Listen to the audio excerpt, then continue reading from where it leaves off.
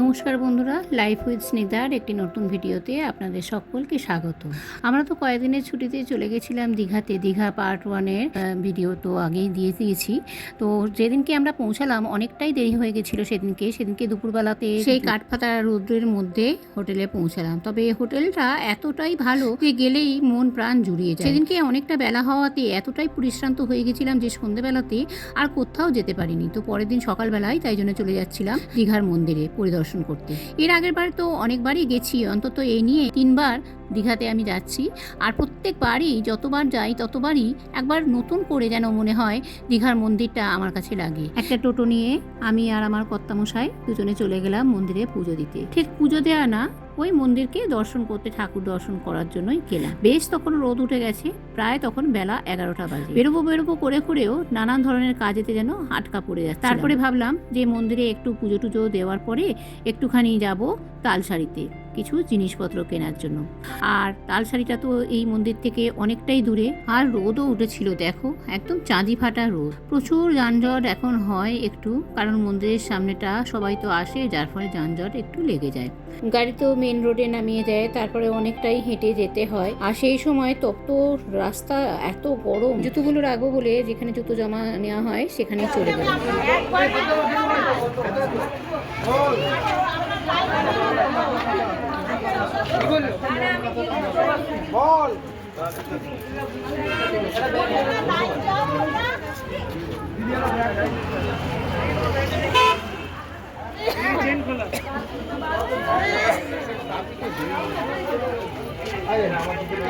জুতোগুলো রাখার পর এরকম একটা টোকেন দিয়ে দিল। টোকেনটা খুব সাবধানে রাখতে হলো, কারণ যদি টোকেনটা হারিয়ে যায় তাহলে জুতো আর পাবো না। আর এই রোদ্রের মধ্যে বিনা জুতোতে হাঁটা একদম দুঃসাধ্য ব্যাপার। এইটুকু পথ যখন যাচ্ছি তাতেই যা তপ্ত রোদ্দুর, আমার তো পা পুরো ঝলসে যাচ্ছে, যাকে বলে মনে হচ্ছে যেন চাটুর মধ্যে পাগুলো দিয়ে রেখেছি। তাড়াতাড়ি করে সেইখানে গেলাম এবং মন্দিরে ঢোকার পরে ব্যাগ ট্যাগ রাখতে হলো। এখানেও একটু নিয়ম কানুন আছে।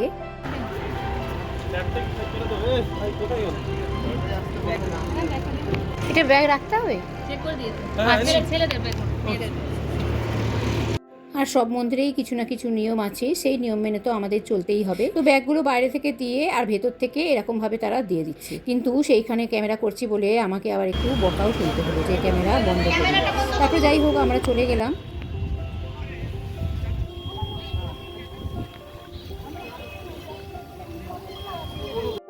এখানে পা ধোয়ার ব্যবস্থা রয়েছে, সবাই পা ধুয়ে নিচ্ছে, তাই জন্য আমিও একটু পা ধুয়ে নিলাম। আর এত মেঝেটা গরম হয়ে গেছে যে এইটুকু জলের মধ্যে পা ডুবিয়ে থাকতে যা আরাম লাগছিল। অনেকটা পথ যেতে হবে, আর ওই যে সবুজ রঙের ম্যাট পাতা রয়েছে, এই ম্যাটের ওপর দিয়ে যেতে গেলে একটুখানি আরাম লাগছে। আর বাকি তো পাথরের মধ্যে পা পাতাই যাচ্ছিল না। চারদিকটা এত রোদ উঠেছে আর এত সুন্দর, কি বলবো। আর ভীষণ সুন্দর পরিবেশটা এত মনোমুগ্ধকর, যতবার আসি ততবার যেন আমার এই পরিবেশটা মন টানে।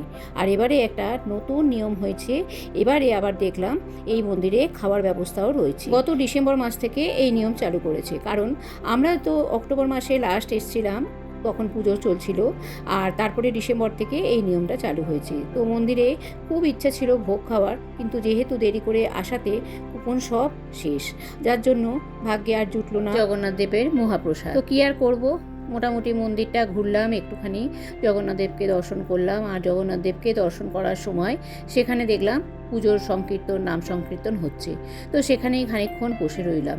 এত বড় মন্দির চত্বরটা, যতবারই আসি ততবারই নতুন করে যেন মনে হয় এগুলো সমস্ত ছবি ভিডিও করে রাখি, যেগুলো আগামী দিনের আমাদের খোরাক হয়ে দাঁড়াবে। আর এত মানুষ, ওই রৌদ্রের মধ্যেও ছাতা নিয়ে কত মানুষ রয়েছে। আমরা যদিও ছাতা নিয়ে গেছিলাম, কিন্তু ছাতার সবসময় প্রয়োজন পড়েনি।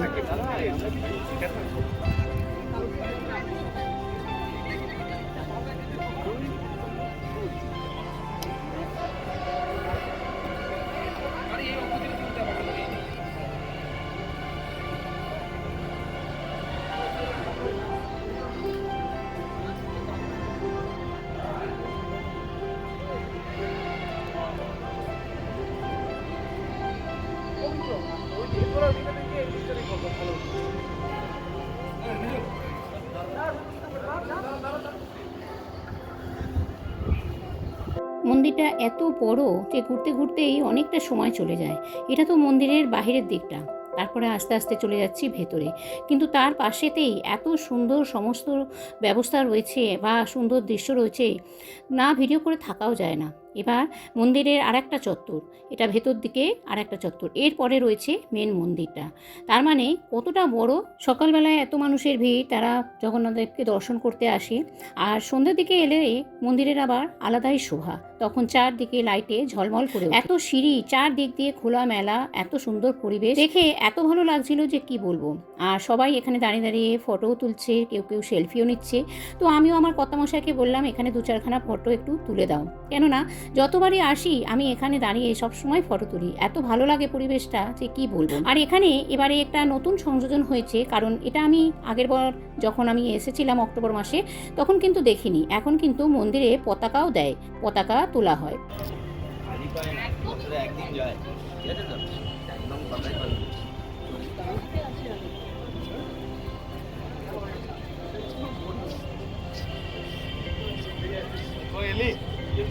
এই যে মন্দিরের ওপরে দেখা যাচ্ছে পতাকা রয়েছে, কিন্তু পতাকা তোলার জন্য একটা সিঁড়ির মতন ব্যবস্থা রয়েছে এখানে। সেই সিঁড়ির ওপর দিয়ে উঠে তারপর পতাকাটা লাগানো হয়। আর প্রত্যেক দিনই পতাকা তোলা হয়, যেরকম আমাদের পুরীর মন্দিরে রয়েছে সেরকম ব্যবস্থা এখানেও রয়েছে।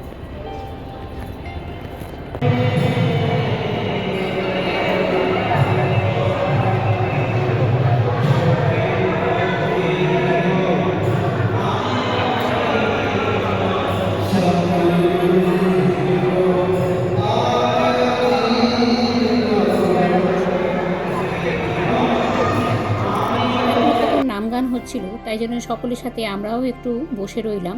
আর মন্দিরের এই জায়গাটা বসে কী যে শান্তি লাগছিল কি বলবো। তবে অনেকে দাঁড়িয়ে দাঁড়িয়ে মন্দিরে যারা সংকীর্তন করছে তাদেরকে দাঁড়িয়ে দাঁড়িয়ে দর্শন করেই চলে যাচ্ছে। এখন বসেছিলাম, বেশ ভালো লাগছিল।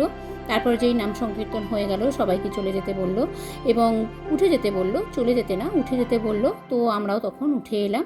আর অনেকক্ষণ যেহেতু সময়টা হয়ে গেছে, তারপরে বাইরেও অনেক রোদ, আর যাবো একটু তালসারিতে, সেদিকেও একটু তাড়া আছে, তাই জন্য বেরিয়ে এলাম।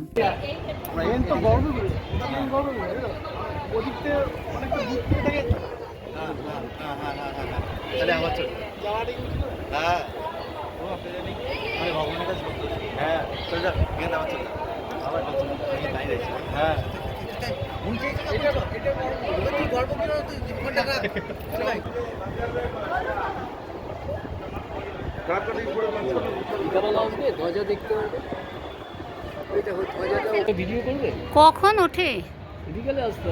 হ্যাঁ, দেবীর মন্দিরে বিমলা দেবীকে চান করাচ্ছিল পুজোর সময়, দারুণ লেগেছে।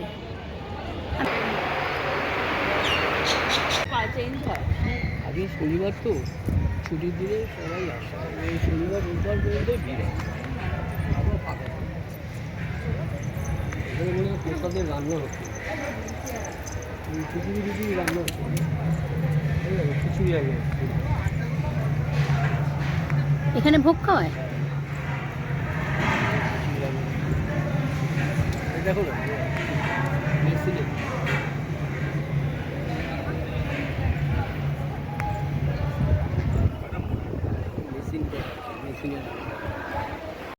এত তখন রোদুর উঠেছিল, দুপুর প্রায় 12টা বেজে গেছে। আর দাঁড়ানো যাচ্ছিল না, চাতাল এত গরম হয়ে গেছিলো, ঠিক মতন দাঁড়িয়ে যে একটুখানি ফটো ভিডিও করবো এটা করতেই পারছিলাম না। আবার তালসারিতে যাওয়ারও একটু তাড়া আছে, তাই জন্য তাড়াতাড়ি করে বেরিয়ে এলাম।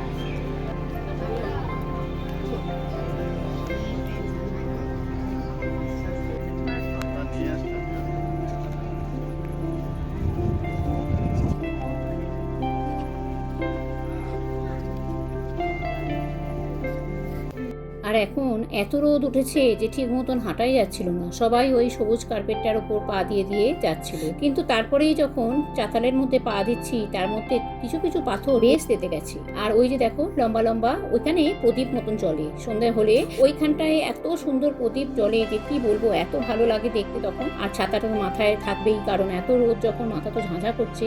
আর সকাল থেকে তো সেরকম কিছু খাওয়াও হয়নি, সেই একটু ডাবের জল খেয়ে আর ডাবের শ্বাস খেয়ে বেরিয়ে তারপর পুরো রাস্তাটা দেখো এরকম ধুয়ে দিয়েছে। এত তখন রোদের তাপ উঠছে যে রাস্তা দিয়ে হাঁটাই যাচ্ছিল না। তাই জন্য ওখানকারই সব মানুষরা যারা রয়েছে আর কি, ওই জমা নিচ্ছে জুতো বা এরকম ব্যাগ ফ্যাগ, ওই তারাই একটু জল দিয়ে রাস্তাটা ধুয়ে দিয়েছে।